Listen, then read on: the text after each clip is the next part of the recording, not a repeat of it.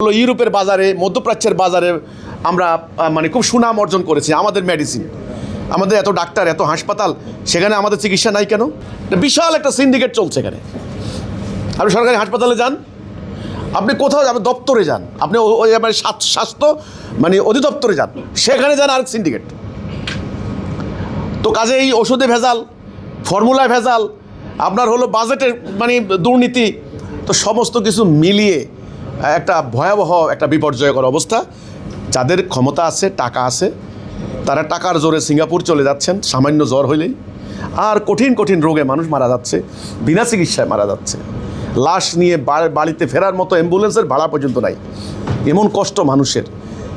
এই চিকিৎসা ক্ষেত্রে যদি সত্যিকার অর্থে মানুষের অধিকার দিতে হয়, তাহলে আমি বলবো আমাদের তৌহিদ ভিত্তিক রাষ্ট্র ব্যবস্থা, আমরা বলেছি যে বিদ্যমান যে কাঠামো আছে, ব্যবস্থা আছে, এটা টোটাল একটা পরিবর্তন করতে হবে, একটা চেঞ্জ করতে হবে।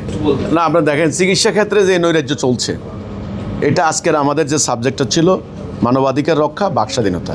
মানবাধিকারের মধ্যে এটা একটা, দেশের প্রতিটা নাগরিক তার চিকিৎসা পাওয়ার হকদার, এটা অধিকার, এটা মানবাধিকার, এটা হিউম্যান রাইটসের অন্তর্ভুক্ত।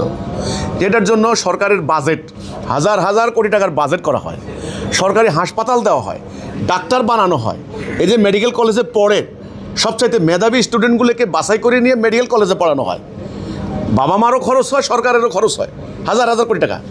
দেখুন, এখন এত কিছু হওয়ার পরেও আমাদের মেডিসিন নাকি আপনার হলো ইউরোপের বাজারে, মধ্যপ্রাচ্যের বাজারে আমরা খুব সুনাম অর্জন করেছি। আমাদের মেডিসিন, আমাদের এত ডাক্তার, এত হাসপাতাল, সেখানে আমাদের চিকিৎসা নাই কেন? সেখানে এই যে গত এক মাসে শুধুমাত্র এই বাচ্চারা হাজার হাজারের উপরে বাচ্চা কত নির্মমভাবে শুধু হামে মারা গেছে। বলা হচ্ছে হামের টিকা নাকি বিগত সরকার টিকা আনে নাই। কেন? ওয়াই? সমস্ত কিছুর গোড়া এক জায়গায়, দুর্নীতি, অপরাজনীতি, স্বার্থপরতা। ঠিক আছে, এই হচ্ছে ব্যাপারটা।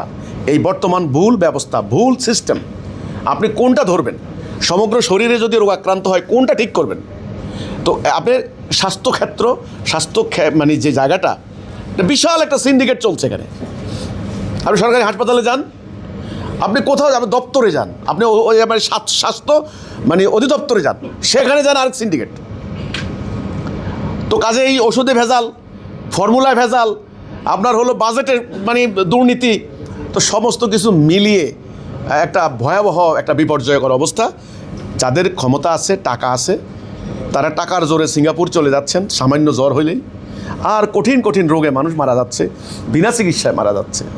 লাশ নিয়ে বাড়িতে ফেরার মতো অ্যাম্বুলেন্সের ভাড়া পর্যন্ত নাই, এমন কষ্ট মানুষের।